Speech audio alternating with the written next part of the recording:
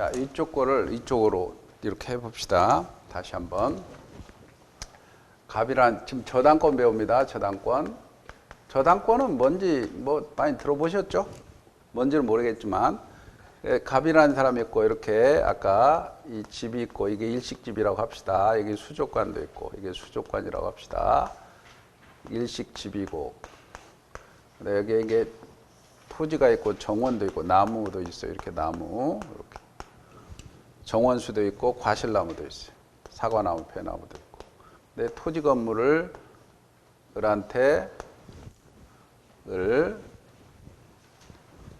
은행한테 채권자라 그랬어요. 채권자고 이 사람이 저당권자입니다. 그 다음에 이게 채무자고 채무자가 일반적으로는 설정자인데 저당권 설정자인데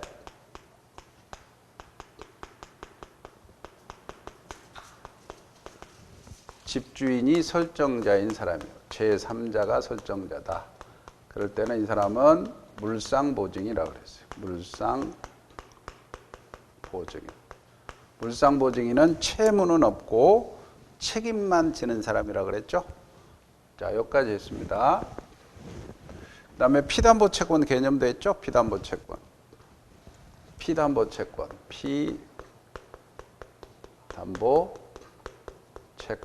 1억이 있습니다. 그러면 이 채권자인 은행 입장에서 본다면 점유를 하지 않죠? 아까 점유를 하지 않는다 그랬죠? 점유는 누가 하죠? 채무자나 제3자가 하죠? 채무자가 채권자가 점유하지 않잖아요. 은행이. 그러니까 만약에 이 집을 누가 침탈했다면 은행은 야, 내한테 반환해. 이게 반환 청구가 인정 안 돼요. 반환 청구가 안 되죠? 저당권이나 지역권 같은 경우는 점유가 요소가 아니니까 내한테 반환해. 이렇게 안 됩니다. 방해죄거나 예방만 청구 가능합니다. 자, 개념 잡았죠? 저당권이 뭔지? 그러면 저당권이 취득하려면 이것도 마찬가지입니다. 설정 계약을 합니다. 설정 계약을 한다. 설정 계약을 하면 저당권도 물권이죠? 그러면 설정 계약은 법률행위죠? 물권이가 뭐까지 돼요? 등기해야죠. 등기까지 해야 돼요. 당연히 등기까지 해야 돼요. 등기. 이게 법률행위다. 이건 설정 계약은 법률행위입니다. 법률행위로 취득하는 경우가 있어요. 법률행위로. 아까 유치권은 법정 담보 물건이니까 등기할 수가 없는 거지.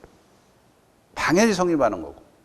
근데 이거는 설정행위로 등기하고 아니면 법률 규정이라면 법률 규정으로도 성립할 수 있어요. 이거는 뭐 지금은 별로 중요하지 않으니까 법률행위로 했으니까 등기해야 되죠. 그럼 법률행위 당사자가 누구냐? 아까 당사자는 뜻했죠. 채무자가 설정자고 또 제3자가 설정자가 될 수 있고 채권자가 저당권자죠. 근데 판례가 이런 경우 만약에 돈 구워준 사람이 채권자인데 돈 구워준 사람이 일반적으로 저당권자잖아요. 일반적으로. 근데 돈은 아빠가 구워주고 저당권자는 아들이 될 수도 있죠.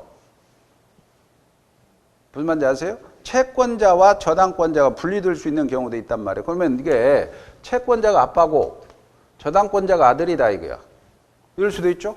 그러면 합의하면 되겠죠. 설정자가. 나는 돈만 구우면 돼요. 그러니까 즉 채권자가 아빠고 저당권자가 아들인 경우 즉 이 경우라도 저당권자가 제3자란 말이에요. 제3자인 경우라도 3자가 합의를 하면 제3자 명의의 저당권도 가능하다는 게 판례 입장이에요. 기출 판례. 그다음에 여기에서 이제 설정 계약을 했습니다. 이 등기도 했고 그러면 이제 교재를 하나씩 보면서 이제 뭐냐면 피담보 채권의 범위가 어떻게 되고 그다음에 요게 이제 목적물의 범위는 어떻게 되고 목적물이 지금 요거 범위죠. 이 범위 문제가 발생하니까 그거는 교과서 보면서 또 설명하도록 하겠습니다. 교재 보세요. 교재 보면 239페이지입니다. 저당권은 맨 후에 설정 계약이죠. 설정 계약. 그리고 등기함으로써 성립하죠. 그런데 설정자는 채무자 또는 제3자, 물상보증이란 말이 나오죠. 물상보증이며 저당권자는 원칙적으로 채권자죠. 그런데 채무자, 채권자, 제3자 간에 합의가 있고 제3자 아들이 실질적으로 채권자인 경우라면 예외적으로 아들 명의 저당권 등기도 유효하죠. 이해가죠? 그거 설명했습니다. 그 다음에 쭉 내려오면 민법상 저당권이 설정할 수 있는 대상, 객체라는 거죠. 이 객체는 보세요. 이 객체는 이게 부동산 가능하죠? 객체가 부동산을 담보로 저당권 설정할 수 있죠? 그럼 부동산에는 토지나 건물 다 포함되죠? 그죠? 그 다음에 권리 중에 우리가 지상권이라든가 전세권에다가도 저당권 설정할 수 있죠? 지상권, 저당권, 지상권, 전세권, 어업권, 돈 드는 거 다 돼요. 근데 우리가 지역권은 안 된다 그랬죠? 지역권에다가 저당권 설정할 수 없습니다. 이거는 지역권은. 여기 한번 시험 문제 나왔죠? 그래서 그 밑에 보면 토지 또는 건물에 저당권 설정할 수 있고 지상권, 전세권을 목적으로 저당권 설정할 수 있어요. 그 다음에 공유 지분에도 우리가 지분 배웠죠? 지분에도 할 수 있어요. 근데 부동산 일부에는 안 돼요. 일부라는 건 뭐냐면 토지 이만큼, 이게 1필지인데 이만큼만 저당권, 이건 안 돼요. 1필지 200평인데 200평 중에 100평만 이건 안 된다고. 한 필지 전부를 해야 돼요. 그 다음 밑에 기출 봅시다. 거기 저당권은 객체가 될 수 없는 거 지역권이죠? 기출문제. 지역권은 안 돼요. 나머지 어업권, 뭐업권도 됩니다. 돈 되니까. 넘겨보세요. 넘겨보시고 다음에 효력을 미치는 범위입니다. 효력을 미치는 범위. 358조 조문이 있어요. 358조 보세요. 밑에 위에. 저당권 효력은 저당 부동산에 부합된 물건, 종물에 미친다. 부합물입니다. 부합물 밑줄이고 종물도 밑줄 치세요.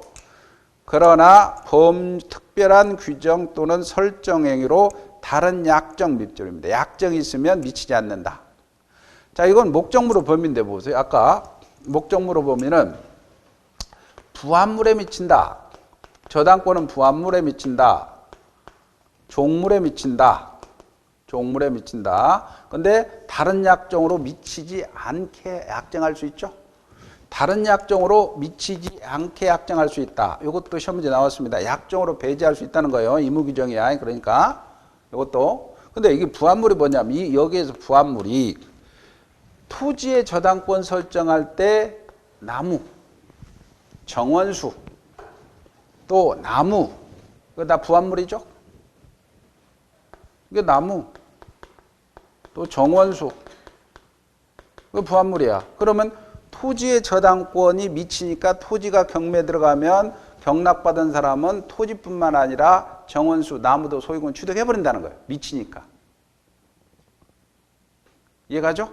자, 종물은 여기 일식집이라 그랬죠? 일식집에 뭐 수족관 같은 거. 수족관. 일식집의 수족관. 종물입니다. 그러면 일식집의 저당권 설정했을 때 일식집의 저당권 효력은 종물 수족관에 미쳐버리니까 경락받은 사람은 일식집 소유권도 취득하고 수족관도 취득하겠죠.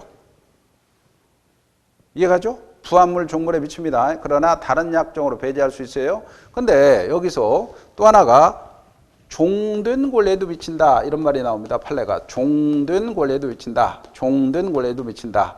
자, 그 말은 뭐냐면 종된 권리 자, 아파트를 생각해 보세요. 아파트에 내가 301호야. 301호 살아. 그러면 301호 전유 부분이라고 합니다. 이게 전유 부분. 301호에 저당권 설정해 놨어요.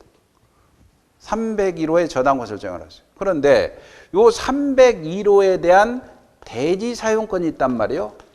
대지권. 대지 사용권. 이건 대지 사용권은 등기부에 1231분의 몇 이렇게 대지 사용권이 있단 말이에요. 대지권이 있잖아요. 여러분이 아파트가 있다면 대지권, 즉 전태 면적, 전 대지 다 사용할 수 있죠?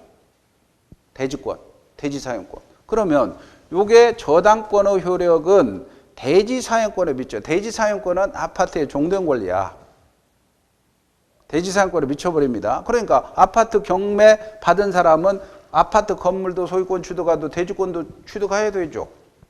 대지권 미치지 않는다면 공중부양해서 다녀야 돼요. 땅 밟지 말고 그냥 비행기 타고 다녀야 돼요. 드론 타고 다녀야 돼요. 이해가죠? 종된 권리도 미칩니다. 또 이런 경우도 있어요. 만약에 갑이라는 사람이 있다. 토지가 있다. 이 토지에 지상권을 설정했거나 또는 임차권을 설정했어요. 임차권을 설정해서 지상권자나 임차권자가 건물 지었어요. 건물 이렇게 지었어요. 건물 지었어. 건물이니까 지상권자 거야, 건물이. 그런데 이 건물에 저당권을 설정했어요. 저당권. 그러면 저당권 효력은 건물을 소유를 목적으로 지상권, 임차권에도 미친다는 거야, 이렇게. 미치니까 요거는 이 종된 권리입니다, 이런 것들은. 다 미칩니다. 그러니까 이게 경매 받은 사람은 건물 소유권도 취득하고 지상권, 임차권도 취득하죠. 그런데 또 하나 문제는 여기 이 집에 사과나무, 배나무, 배, 과실이라 천연과실이죠. 사과나무, 배. 그러면 저당권자가 그 땅에 저당권을 설정할 때 그 사과나무, 사가 따로 와요? 띵동땡 누구요? 사과 따로 와. 저당 은행인데요. 사과 따로 왔어 그래요? 아니죠. 그러니까 이거는 사실 이것은 사과나무, 사과 이런 것은 과실이에요. 과실. 천연과실이죠. 과실은 미치지 않아요. 저당권이. 단 압류 후에는 미칩니다. 아까 경매 들어가서 압류 후에는 미칩니다. 과실에. 천연과실은 법정과실. 자, 요겁니다. 그래서 그 위에 보면 위쪽에 조문 위에 저당권 효력은 부동산 즉 토지 건물 이외에 법률 규정 특이하게 없는 한 설정 전후 불문하고 부합물 아까 부합물의 예를 아까 정원수 나무 효력에 미치고요. 종물과 아까 종물은 수족관이라고 그랬죠. 예를 수족관에 미치고 종된 권리 아까 대지 사용권 대지권에도 미칩니다. 그래서 건물 소유를 목적으로 지상권 임차권 구분 건물 아까 아파트죠. 구분 건물 소유자가 나중에 취득가 된 대지 사용권에도 미친다는 거죠. 그러나 과실은 압류 후에 미칩니다. 압류 후에 미치지 않지만 압류에 미칩니다. 그게 지금 359조 조문입니다. 밑에 조문 하나 있죠. 저당권 요령은 저당부동은 압류 있은 후죠. 압류가 어떻게 된다 그랬어요? 아까 경매 개시 결정과 동시에 압류가 동시에 들어가요. 압류 후 저당권 설정자가 부동산으로부터 수취한 과실, 수취할 과실에 미칩니다. 자, 오른쪽 보세요. 오른쪽에 Q 한번 봅시다. 기출문제인데 법률이나 규약의 특별한 규정, 별도 약정이 없는 경우 저당권 효력이 미치는 걸 모두 고르시오. 기억. 저당권의 목적인 건물에 증축돼서 독립한 효용이 없는 부분, 부합물입니다. 쪽방 같은 거. 부합물이에요. 부합물에 미친다 그랬죠? 니은 건물 소유를 목적으로 토지 임차인 이 건물에 저당권 설정한 경우 토지 임차권도 미치죠? 종된 권리라고 그랬어요. 종된 권리 아까 있잖아요. 이 지상권자가 임차권자가 건물 지었잖아. 그리고 저당권 설정했죠. 그죠? 저당권은 건물 소유를 목적으로 지상권 임차권에 미친다 그랬죠? 그 다음에 디귿 구분 건물 아파트입니다. 전유 부분 아파트 301호에 관해 저당권이 설정되어 있습니다. 전유 부분 즉 아파트 301호 소유자가 취득하여 전유 부분과 일체된 대지 사용권에도 미치죠. 답은 다 미치죠. 네? 기억 니은 디귿 미친다는 얘기는 돌아버린다는 의미가 아니고 이게 경매가 들어가서 토지 건물 경락받은 사람은 건물 소유권도 취득하지만 땅 지상권 전 임차권도 취득한다는 얘기야. 그래야 사용하죠. 이게 301호에 저당권 설정한 사람은 이 저당권 효력이 이 대지권에도 미치니까 경락받은 사람은 당연히 301호도 취득하고 대지사용권도 취득한다는 거야. 효력이 미쳐야 되겠죠? 그 다음에 4번 보세요. 피담보채권입니다. 피담보채권은 저당권 설정돼 금전 채권이 아니라고 상관없어요. 금전, 돈 받을 채권이 아니라 물건 받을 채권도 상관없어요. 이게 피담보채권이 또 돈이 아니더라도 상관없어요. 물건 받을 권리라고 상관없습니다. 그러나 그 물건 받을 권리는 실행 당시의 금전 채권이어야 됩니다. 피담보채권의 범위. 피담보채권의 범위는 거기는 360조가 있는데 이거 지금 요 피담보채권은 어디까지 받느냐 이거는 만약에 이 집이 경매 들어갔을 때 은행의 입장에서 얼마까지 매각대금에서 우선 변제 받느냐 이 범위야. 이 집이 경매 들어갔을 때 은행이 저당권자가 요 금액 한도로 받느냐, 피담보채 어느 부분까지 먼저 가져오느냐 이 말이지. 그러면 피담보채권의 범위는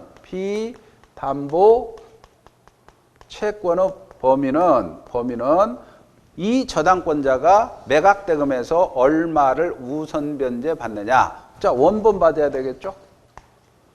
원본 1억 받아야 되겠죠? 원본 1억 가져와야 되겠죠? 우선 변제 받아야 되겠죠? 그 다음에 이자 있잖아, 이자. 돈 구워주면 은행에서 당연히 이자 받잖아. 이자를 가져오죠. 이자를 가져오겠죠. 피담 이자 가져오고. 이자 무제한 가져옵니다. 이자는 다 받아야지. 그잖아? 이자는 다 받아야죠. 그 다음에 이 원본, 이자, 그 다음에 위약금 약정을 할 수도 있어요. 위약금. 만약에 네가 돈 안 주면 위약금 얼마 주겠다. 그걸 약정할 수 있어요. 위약금 약정했을 때 위약금도 가져옵니다. 이런 것들은 등기부에 등기를 해놔야 우선 변제 받아요. 원본 이자 위약금. 원본 이자 위약금. 그 다음에 네 번째는 지연이자라고 해서 지연이자는 9월 1일까지 변제해 준다고 그랬는데 9월 1일까지 변제 안 해주면 채권자가 손해가 발생하죠. 채무불이한 손해배상입니다. 이자를 낸다고 그랬는데 안 내는 거야. 그러면 거기에서 이자가 딱 붙죠. 그럴 때는 이거는 지연배상은 1년분입니다. 1년분에 한해서 우선 변제받는다. 그 다음에 저당권 경매 들어갈 때는 어떻게 됩니까? 경매 들어갈 때는 실행비용이 들어간다. 감정평가 비용, 그 다음에 조사 비용 막 들어가거든요. 그것도 내 돈 들어갔으니까 실행비용 받아와야 되겠죠. 이런 것들은 등기하지 않아도 됩니다. 이런 것들은 우선 변제 받는 거예요. 그게 지금 360조가 있어요. 360조. 저당권은 원본, 이자, 위약금, 여기까지 슬래시 치고 여기까지 슬래시 치고 이건 등기해야 돼요. 원본, 이자, 위약금 슬래시 치고 거기는 등기해야 돼요. 근데 채무불이행을 한 손해배상은 지연이자, 지연배상이라고 합니다. 그 다음에 실행비용을 담보합니다. 그러나 지연이자는 원본 이행기일 경과 후 1년분에 더 행사할 수가 있습니다. 그러니까 대부분이 은행들은 지금 제가 다른 그 물건을 하나 보고 있는데 지금 공장입니다. 제가 어떤 분이 하나 좀 알아보라고 그래서 공장인데 이게 감정가가 156억이야. 5만 평인데. 근데 감정가 5만인데 빚이 110억이요. 110억이야. 빚이. 은행이. 좀 큰 회사죠. 그래서 지금 여기에서 은행권에서는 이 은행이 80억. 그 다음에 일반 개인 빚이 30억이야. 그러면 은행에서는 바로 경매를 안 붙입니다. 왜냐하면 이게 지금 감정가가 있잖아요. 한 40억 있잖아요. 그러니까 1년 동안 푹 묶이는 거예요. 왜? 지연이자 받을 수 있잖아. 그죠? 지연이자 1년분이니까. 1년 동안은 안 붙여요. 왜냐면 이게 가만히 있어도 이자 들어가잖아. 80억 이자 푹푹 늘어나잖아요. 1년분. 지연이자 1년분입니다. 요 1년분. 자, 거기 양가로 1번 보세요. 양가로 1번에 지연배상 1년분에 관한 원본 이행기를 견고한 후에 1년분에 하는 것은 이해관계인 제3자에 대한 관계이지 채무자는 이를 이유로 대항하지 못한다. 야, 이 사람 채무자는 이게 2년이 지났다고 합시다. 2년이 지났는데 채무자가 나는 1년분 지연배상 그렇게 주장할 수 없는 거야. 왜냐하면 지연이자 1년분이라는 것은 후순위권자가 있잖아. 후순위권자를 보호하는 제도입니다. 후순위권자가 야 나도 배당 받아야 되는데 너 1년분만 가져가라 이렇게 주장할 수 있는 거지. 무슨 말인지 알죠? 후순위권자가 너 1년분만 가져가. 네가 다 가져가면 안 돼. 2년이 지났는데 안 되고. 근데 채무자는 자 1년분만 가져가라 주장 못하는 거예요. 채무자가 지가 갚으면 다 갚아야 돼요. 지연이자. 그런 얘기고. 자, 넘겨보시고 다음 페이지 이제 6번 보세요. 361조가 나옵니다. 그건 조문이 간단하니까 봅시다. 저당권은 담보한 채권과 분리해서 타인에게 양도할 수 없습니다. 이 말은 뭐냐면 이 채권하고 요 저당권하고는 분리가 안 되는 거야. 분리가 안 되고 요 놈은 같이 움직여야지 채권과 분리해서 저당권만 따로 분리해서 양도 안 돼요. 피담보 채권을 있기 때문에 저당권이 있죠. 근데 피담보 채권 없이 저당권만 막 돌아다닐 수 없어. 이게 미국엔 가능하죠. 그래서 미국에서 가능합니다. 미국에는 피담보 채권이 없더라도 저당권만 해서 막 돌아다니다가 금융이 옛날에 터진 거 아닙니까? 미국에서. 우리는 피담보 채권과 같이 움직여요. 그래서 분리해서 양도 못한다. 그 다음에 부종성이라고 있어요. 369조. 저당권으로 담보한 채권이 시효 완성 기타 사유로 소멸할 때는 저당권도 소멸하겠죠. 보세요. 이게 1억이니까 10년간 행사하자면 소멸하죠. 채권이니까. 그럼 이것도 소멸하죠. 피담보 채권이 소멸하면 저당권도 소멸합니다. 그런 얘기고.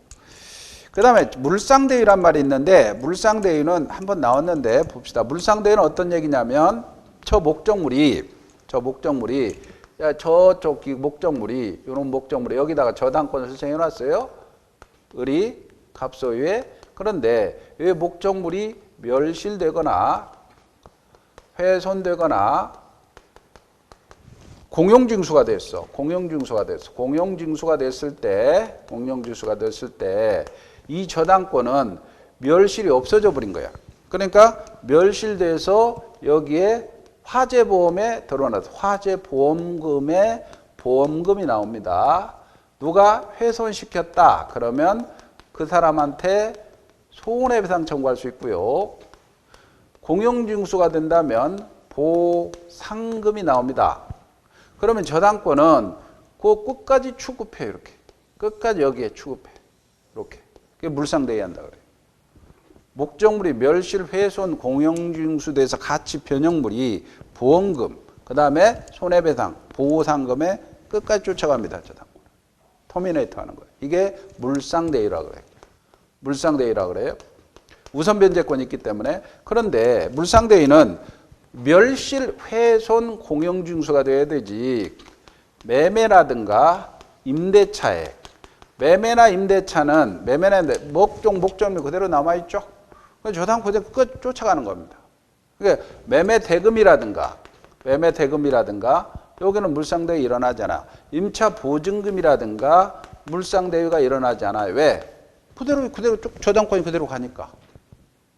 그러면 여기에서 이제 공용징수인데 이 공용징수는 수용입니다. 수용. 협의 수용하고 수용인데 재결 수용으로 나눠집니다.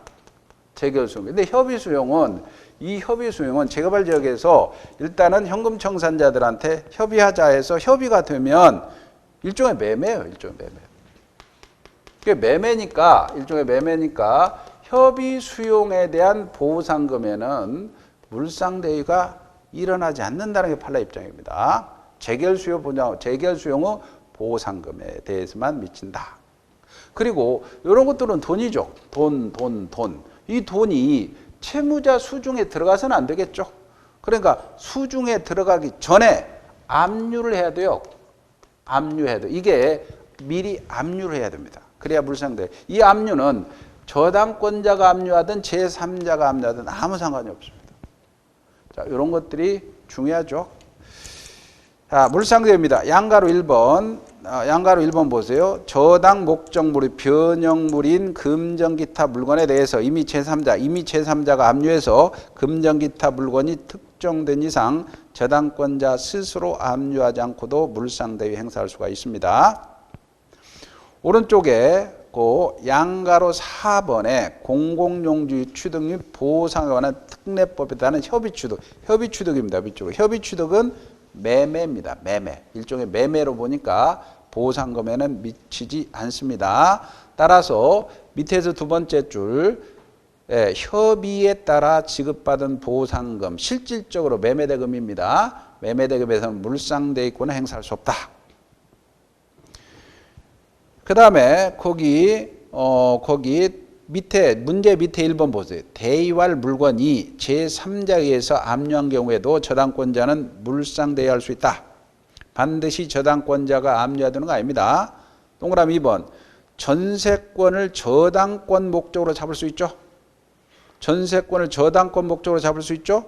그러면 저당권자에게도 물상대위 인정합니다. 그 다음에 동그라미 3번. 저당권 설정자에게 대여한 물건이 인도후입니다. 인도해버리면 안 됩니다. 인도후에는 그 물건을 압류한 경우 물상대위 할 수가 없습니다. 수중에 들어가기 전에 압류해야 돼요. 인도 지급 전에 압류해야 됩니다. 그 다음에 동그라미 4번. 저당권이 설정된 토지가 공익사업을 위한 토지 및 취득에 관한 보상에 관한 법률에 따라서 협의 취득되어 있습니다. 그때는 그 보상금은 실질이 매매대금입니다. 매매대금에 해당되니까 A가 오타네요. 저당권자는 보상금에 대해 물상대위 행사할 수 없습니다. 밑에 Q 위에 문제 보세요. 기출문제죠. 저당권은 물상대위에 관해서 옳은 걸 고르시오. 대위할 물건이 제3자에 의해서 압류된 경우는 물상대위할 수 없다. 있죠? 있죠?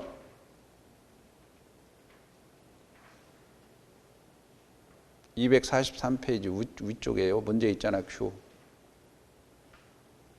그 다음에 2번. 전세권이 저당권 목적으로 한 경우에 저당권자가 물상대위 인정되죠?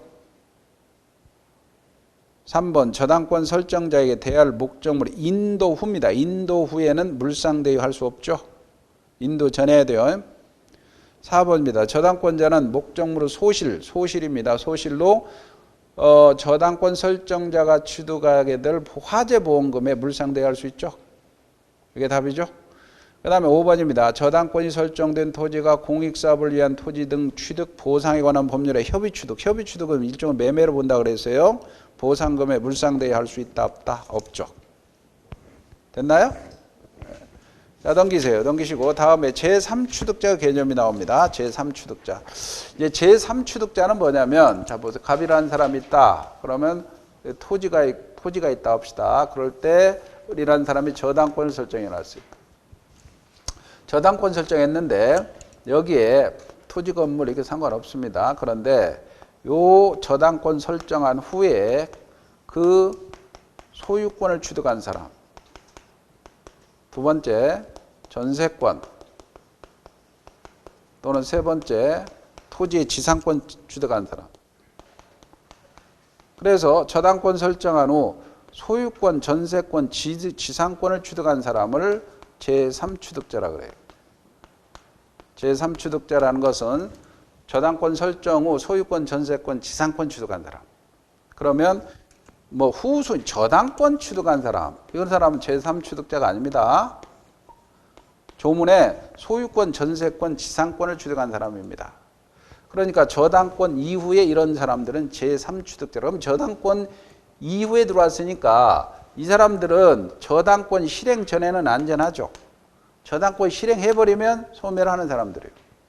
불안한 위치에 있죠. 그럼 이 사람들을 어떻게 보호하느냐? 첫째, 조문에서는 이게 경매 들어갈 때 경락 받을 수 있겠죠. 이 사람들. 경매인이 될 수가 있습니다. 경매인, 즉 매수인이 될 수 있다는, 경락 받을 수 있는 매수인이 될 수 있다는 건 당연하죠. 근데 이 사람이 제3취득자가 불안하면 돈을 갚아버릴 수도 있죠. 변제할 수 있죠. 이게 1,000만 원밖에 안 돼. 그러면 돈 갚아버리면 되죠. 이해가죠? 돈 갚아버립니다. 이제 이 제3취득자 변제에서는 논점이 변제기가 도래 후에 변제해야 되는 거예요. 도래 전에는 변제기도 도래 전인데는 제3취득자가 갚을 수가 없어요. 이 변제기가 돈 받을 권리가 변제기 도래해야 제3자가 갚을 수 있는 거예요. 변제기 도래 전에는 안 된다는 겁니다. 그리고 제3취득자가 채무자의 의사에 반해서도 변제할 수 있어. 왜? 지금 채무자가 내가 지금 열받는데 내 자존심 문제야. 내가 갚을 때가 갚지 마. 이렇게 못 한다는 거예요. 지금 소유권, 지상권, 전세권이 날아갈 판에 네가 안 갚아서 채무자 의사에 반해서도 할 수 있다는 겁니다. 그리고 아까 제3취득자는 지연배상은 1년분만 갚으면 되겠죠. 지연배상은. 그 다음에 이 세 번째는 비용 우선 상환 청구권이 있습니다. 비용 우선 상환 청구권. 이게 무슨 말이냐면 비용 우선 상환 청구권은 지상권, 지역권, 전세권자가 여기다가 필요비 유익비를 투입했어요. 필요비 유익비 투입했어.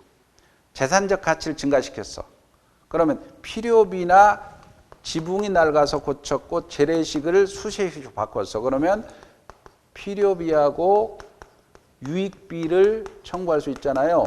근데 이 필요비 유익비는 이게 경매가 들어가요. 경매 들어갈 때 매각대금, 경락대금에서 필요비 유익비 누가 경락받는 사람도 사실은 재산적 가치를 증가시킨 거잖아. 그러니까 그 비용을 우선 좀 내놔라 라고 우선 상환 청구권이 발생한다는 거예요.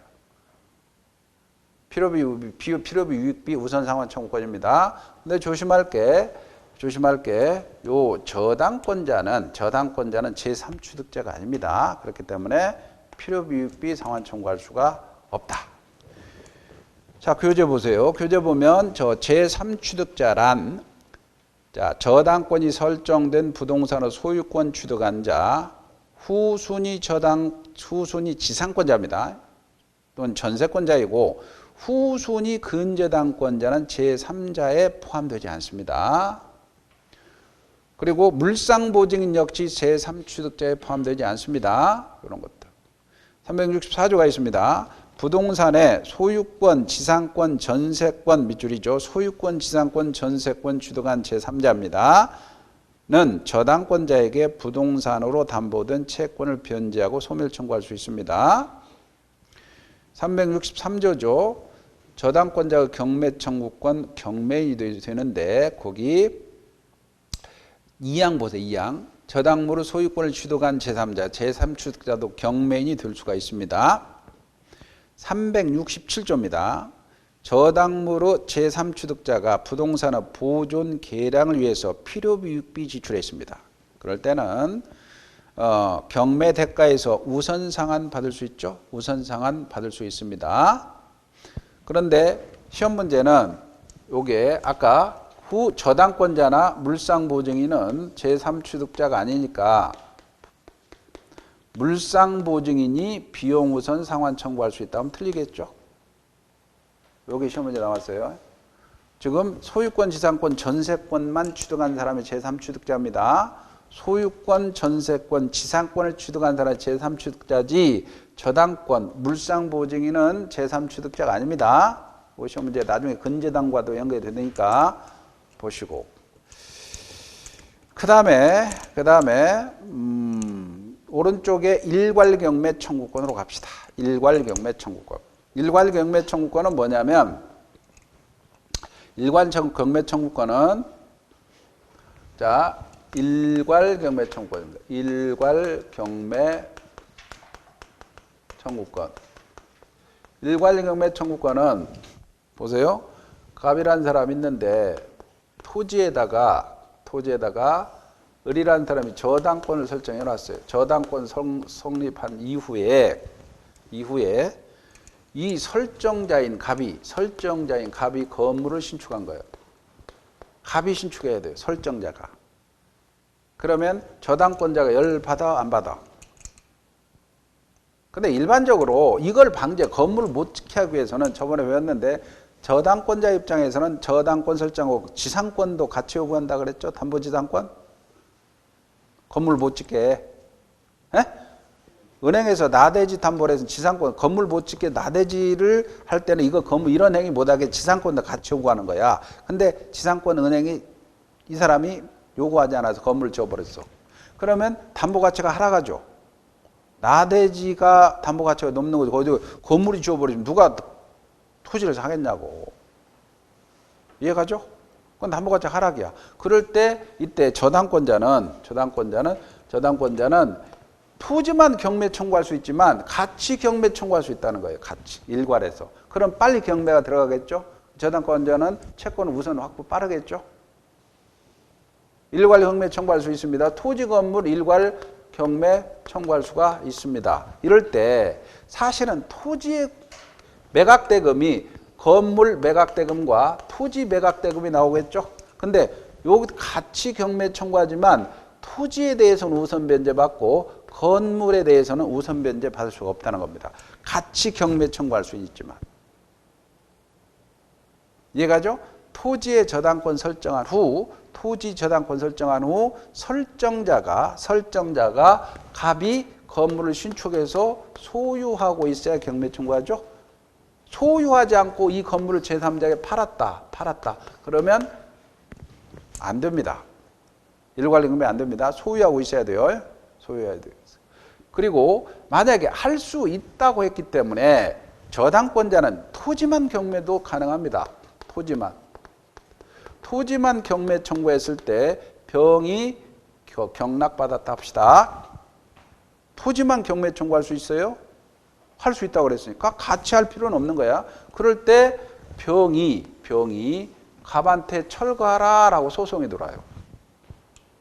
철거하라. 그러면 철거해야 될까요? 안 해야 될까요? 이때는 철거 안 하려면 저번에 법정지상권 성립해야 돼요. 법정지상권은 설정 당시에 동일 소유, 설정 당시에 건물이 존재하고 있다가 토지 건물 소유자가 달라져야 되죠. 그러면 설정 당시에 건물이 없었죠. 설정 후에 건물이 들어왔죠. 그 법정지상권 주장할 수 없으니까 이건 철거당합니다. 이 사람은 돈 벌었죠? 한 큐 갖고 있잖아. 철거할래? 땅 사갈래? 비싸게. 다 이게 나중에 경매에서 돈입니다.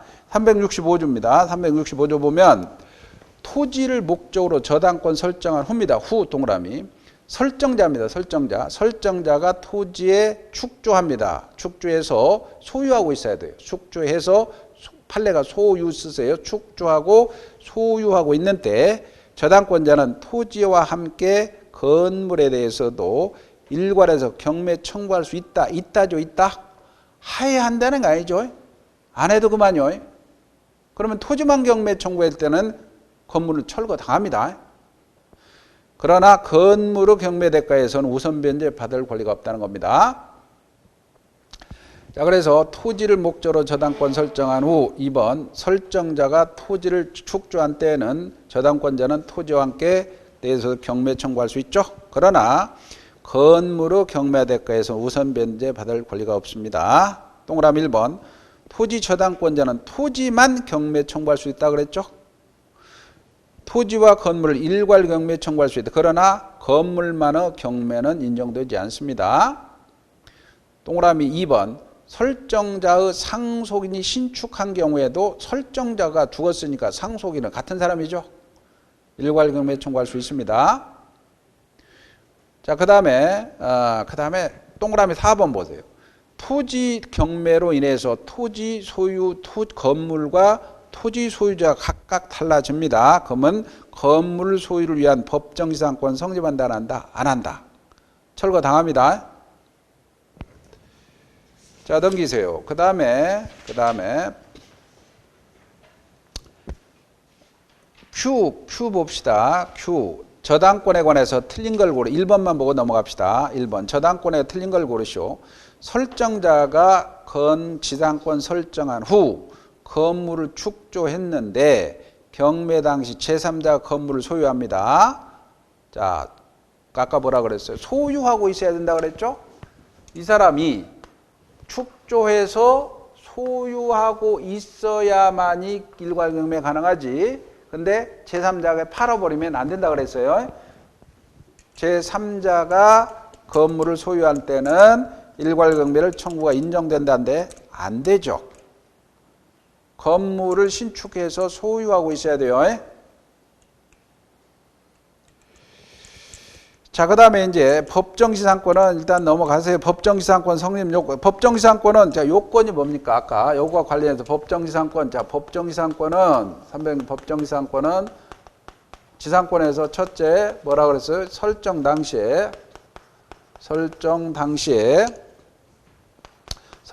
당시에 토지하고 건물이 동일 소유고, 두 번째, 설정 당시에 건물이 존재하고 있다가 토지와 건물의 소유자가 달라질 때 건물 소유자가 땅 이용권이 있다 그랬죠?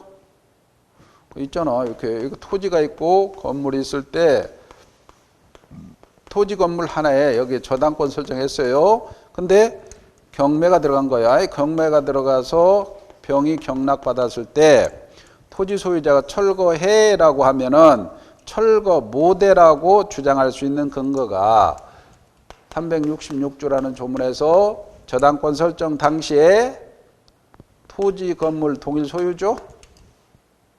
설정 당시에 건물이 존재하고 있었죠. 그러다가 토지 소유자는 갑이고 건물 소유자는 병이었죠. 그러면 등기 없이도 땅 이용권이 있죠. 이게 법정지상권이죠. 철거당하지 않죠. 근데 이 경우 보세요. 이 경우는 토지의 저당권 설정한 후 나중에 건물이 들어왔죠. 그러니까 설정 당시에 건물이 없었죠.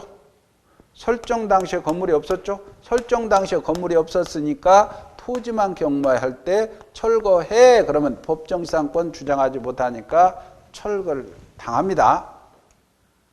아셨죠?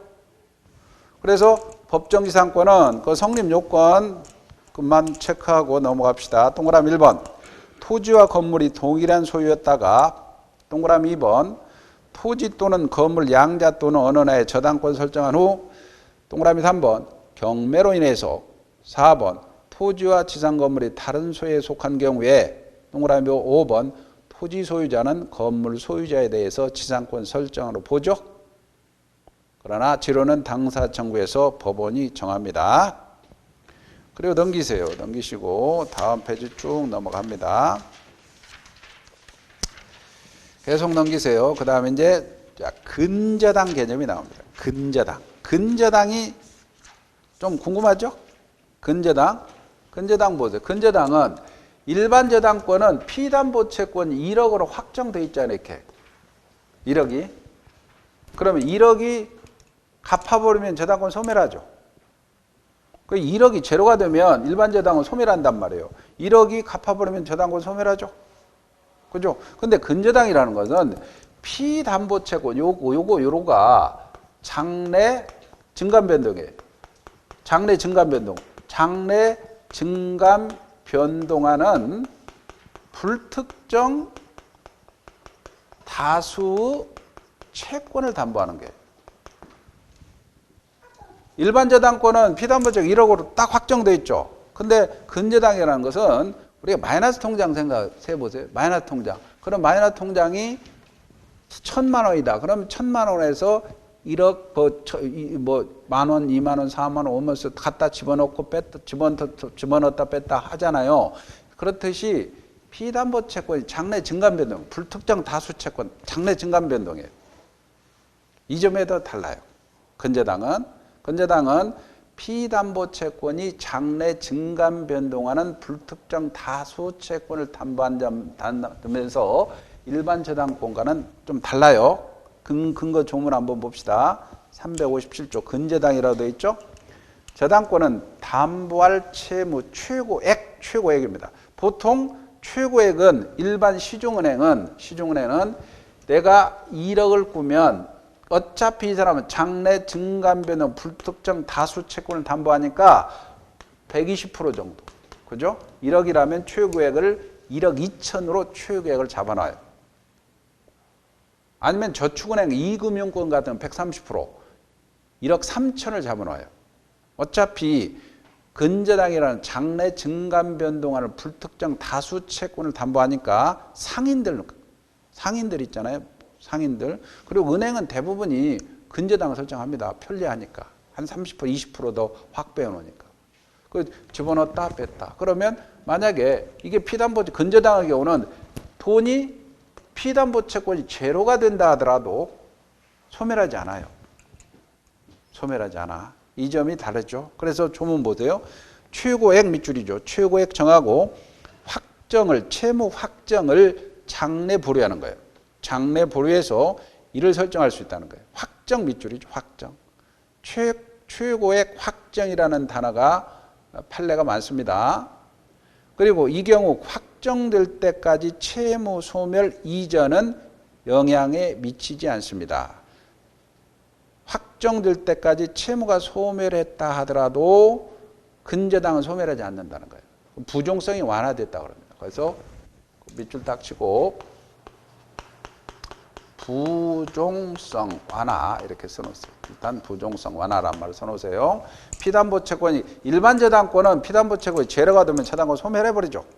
근데 근저당에서는 피담보 채권 제로가 되더라도 근저당은 소멸하지 않습니다. 확정되기 전까지는. 그 다음에 이항입니다. 전항의 경우에 근저당의 경우에 채무이자는 최고액에 산입된 것으로 봅니다. 1시간 끝났으니까 근저당은 조금 쉬었다가 설명하시도록 하시죠.